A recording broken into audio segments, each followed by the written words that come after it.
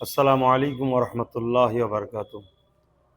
দূরে কাছে দেশে বিদেশে প্রত্যেকটা ভালোবাসার মানুষকে, প্রতিটা ইসলাম দরদি মানুষকে, ইসলাম প্রেমিক মানুষকে, বিশ্বের মুসলিম উম্মাকে পবিত্র ঈদ উল ফিতরের ঈদ মোবারক। আলহামদুলিল্লাহ, এক মাস রমজান মাসের রোজা রাখার পর মহান রব্বুল আলমিনের পক্ষ থেকে আমরা ঈদ উল ফিতর যে পেয়েছি, সেই নিয়ামতপূর্ণ ঈদ আগামীকাল ইনশাল্লাহ আমরা সকলে আল্লাহর খুশির জন্যে ঈদগাতে যাব, দূরে কাজ ওয়াজিব নামাজ আদায় করব, বিশ্ব কল্যাণের জন্য দোয়া কামনা করব।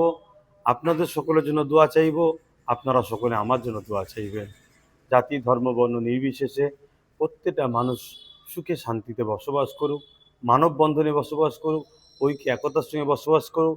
বিশেষ করে আমার দেশের ভৌগোলিক পরিস্থিতি সার্বিক দিক দিয়ে উন্নতি হোক এবং মানুষ্য জাতি সর্বধর্মের ভারতবাসী মিলেমিশে থাকুক, এটাই দোয়া কামনা করব মহান রব্বুল আলমিনের কাছে। আপনারা সকলে ভালো থাকেন। সকলকে আরও একবার ঈদ উল ফিতরের ঈদ মুবারকবাদ জানাই।